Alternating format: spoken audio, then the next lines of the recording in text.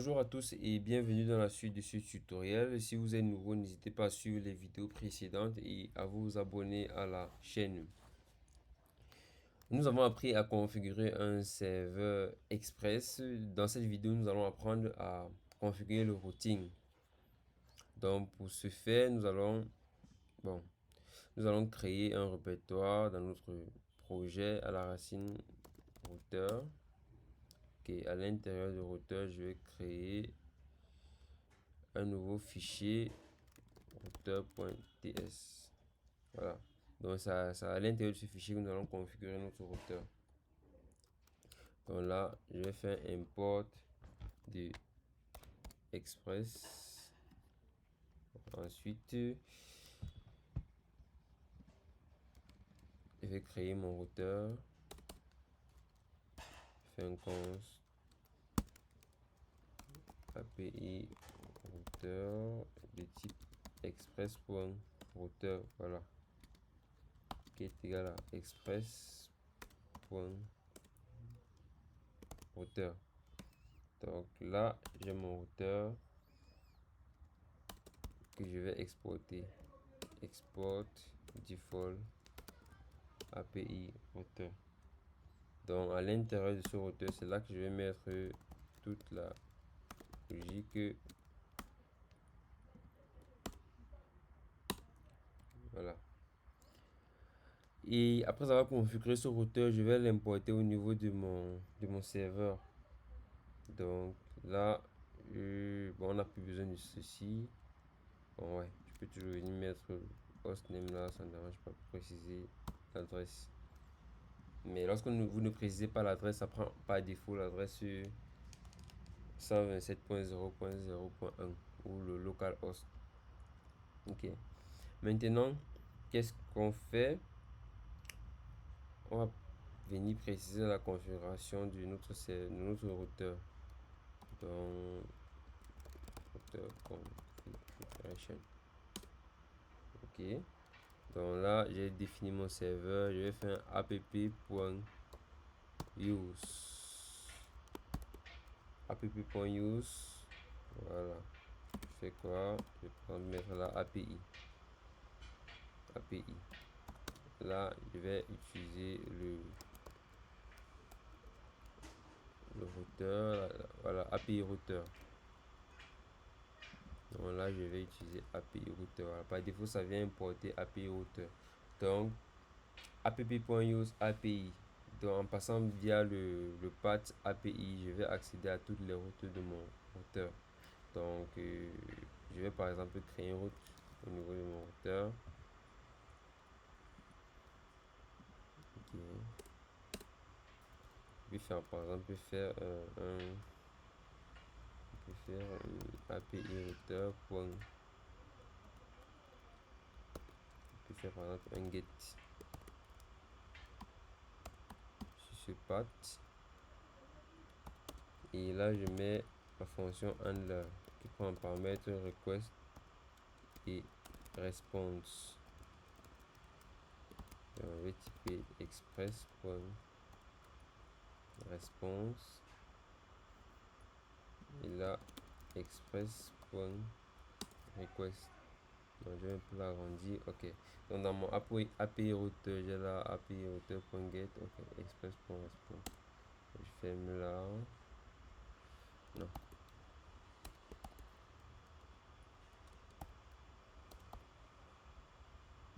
Express.response.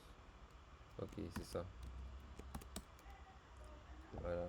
Donc là, je vais par exemple faire un response. Je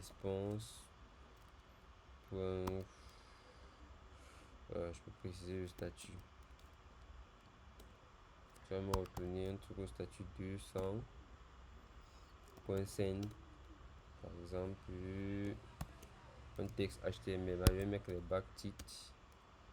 Mettre peut-être un titre genre. Ok. Là, je vais mettre bienvenue sur le routeur Express.js. Voilà. Donc là, j'ai défini une route. Là, au niveau de mon serveur, qu'est-ce que j'ai? Un hello world. Voilà. Bon, je vais modifier ceci. Reste. Là, c'est reste. Bon. Pour harmoniser les choses. Mais la réponse. Request. Là, j'ai réponse. Un statut 2 sans scène. Bienvenue sur le serveur ExpressJS. Donc là, il y a le serveur ExpressJS. Au niveau de mon API routeur, j'ai un bienvenue sur le routeur ExpressJS. Donc là, c'est le même patch. Donc ce qui se passe, c'est que lorsque je vais accéder à API, à slash, si j'accède à mon, on va faire un commentaire là, si j'accède par exemple à l'adresse http localhost. Bon, localhost ou bien 127.0.0.1, c'est pareil. Sur le port 3000. Là, si j'accède à ceci, où est-ce que je serais dirigé? Je serais dirigé vers mon serveur Express. Donc là, on aura un bienvenue sur le serveur ExpressJS. Voilà. Par contre, si je fais ceci, slash API, voilà, là, ça va entrer dans le routeur. Donc dans la configuration du routeur et à la racine de mon routeur, ça va venir bienvenue sur le routeur ExpressJS. Donc, sans plus tarder, nous allons faire un test. Voilà. Là, le serveur a démarré. Express Server Start. Ok, là, je peux venir là. J'accède là. Voilà, bienvenue sur le serveur ExpressJS. C'est ça là, bienvenue sur le. C'est où? Serveur. Voilà, c'est ça. Bienvenue sur le serveur ExpressJS. Si c'est que je mets API slash API. Voilà, ça va pas prendre le routeur. Bienvenue sur le routeur ExpressJS. Donc, d'une certaine manière, ça c'est bien de séparer. Là, on a notre routeur à part et notre serveur. On accède à notre serveur là. Donc, je peux venir par exemple au niveau du routeur, je crée une autre route, par exemple API. Get. Là, je précise le path et le test et je mets ma même fonction handler. Bienvenue sur le routeur ExpressJS. Je mets -test. Voilà.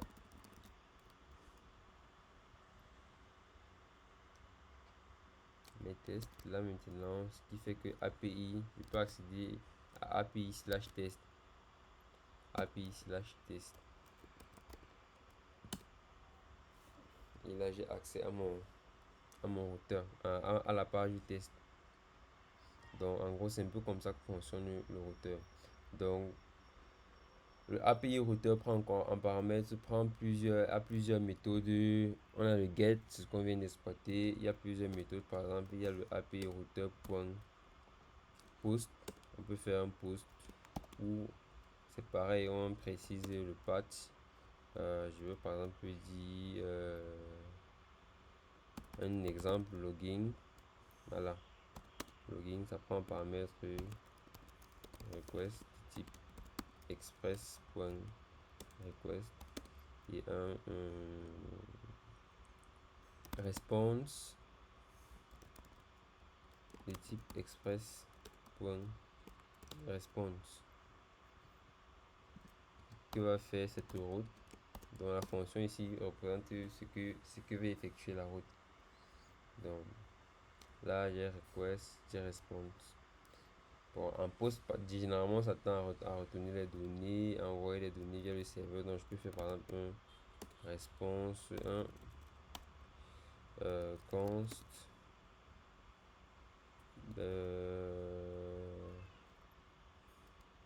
je ferme body, bien data. Voilà, les données qu'on envoie seraient égales à request.body. Voilà, ces données qu'on passe via le body. Donc, je peux faire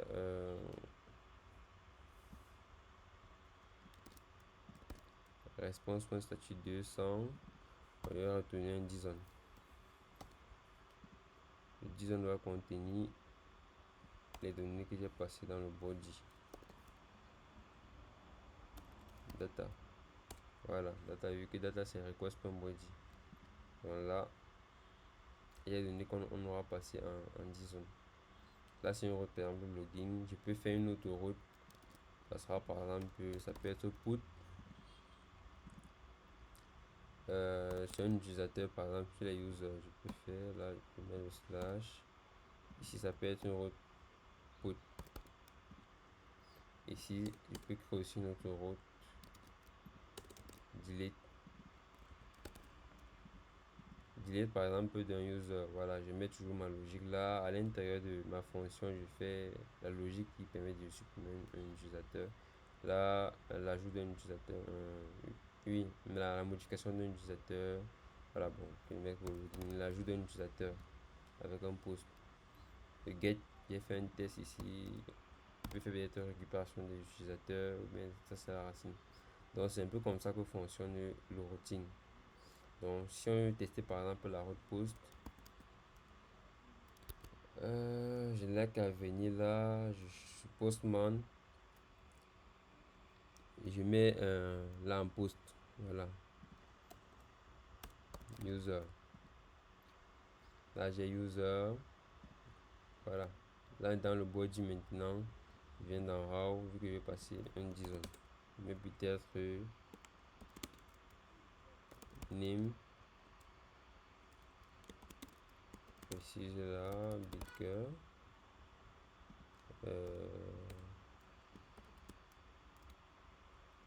Name, sexe,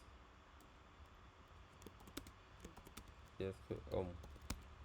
Voilà, j'enregistre et j'appelle ma route. De son. Est-ce que ça s'appelle la route post user? Ah, ok. Bon, dans tous les cas, pour que l'envoi de données puisse marcher, il y a d'autres dépendances qu'il va falloir installer pour ajouter à notre serveur, à la configuration de notre serveur Express. Donc, déjà, voilà comment fonctionne le routeur. Donc, vous pouvez configurer votre routeur, créer vos différentes routes au niveau de votre routeur et venir juste au niveau de votre serveur, utiliser ce routeur là. Donc là, de cette manière-là, vous avez séparé la logique du routeur et celle de la configuration de votre serveur. De plus, vous avez la possibilité de configurer plusieurs routeurs. Donc ça va dépendre de vous, du besoin de votre application. Donc là, j'ai fait un routeur, j'appelle ici API pour accéder API routeur. Je peux par exemple venir là. API routeur, bon, je vais renommer ceci. Je vais renommer ceci en API routeur. Ok, là, par défaut, ça modifie directement là. API routeur. Ok. Je veux aussi créer un nouveau routeur. Donc, je vais copier ceci. Bon, je vais créer un nouveau répertoire. Je vais appeler par exemple user router.ts. Voilà. Donc, je vais copier tout le contenu de API routeur dans user router. Là, je viens, je colle là. Ok. Donc là, je supprime tout ce qui est à l'intérieur. Là, je vais appeler ça user router et exporter user router.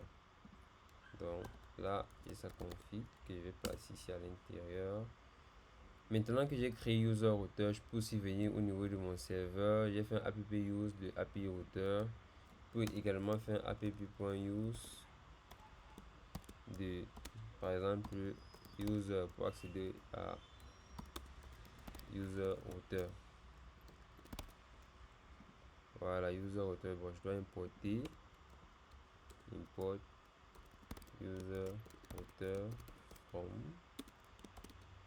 point slash router slash user router. Voilà. Donc là, en accédant à slash user, j'accède à user router. Donc les routes de user router, par exemple, là j'ai écrit quelques routes sur user. Je vais supprimer toutes ces routes-ci. Je vais copier toutes ces routes. Donc, ici là, je vais couper et venir les mettre là. Donc je fais juste un puis user router.get, user router.post, user router.put, user router.delete. Ok, donc là, en faisant ceci, bienvenue dans le routeur user. Parce qu'on accède à slash user, ça fait bienvenue dans. Non, à la racine, ça va faire bienvenue dans le routeur des utilisateurs. Ici, là, je peux mettre peut-être add. Ici, je mets peut-être update. Ici, je mets peut-être delete. Ok, bon, je vais pas encore travailler. Vu qu'on ne travaille pas encore avec les données de formulaire, les données passées dans la requête, je vais juste mettre là, retourner simplement. Voilà, je vais juste retourner le path d'ajout d'un utilisateur. Ici, ce sera le path update de mise à jour. De mise à jour d'un utilisateur. Et là, ce sera la suppression d'un utilisateur. Donc dans la route delete. Donc là, bienvenue sur le routeur des utilisateurs, pas d'ajout d'un utilisateur.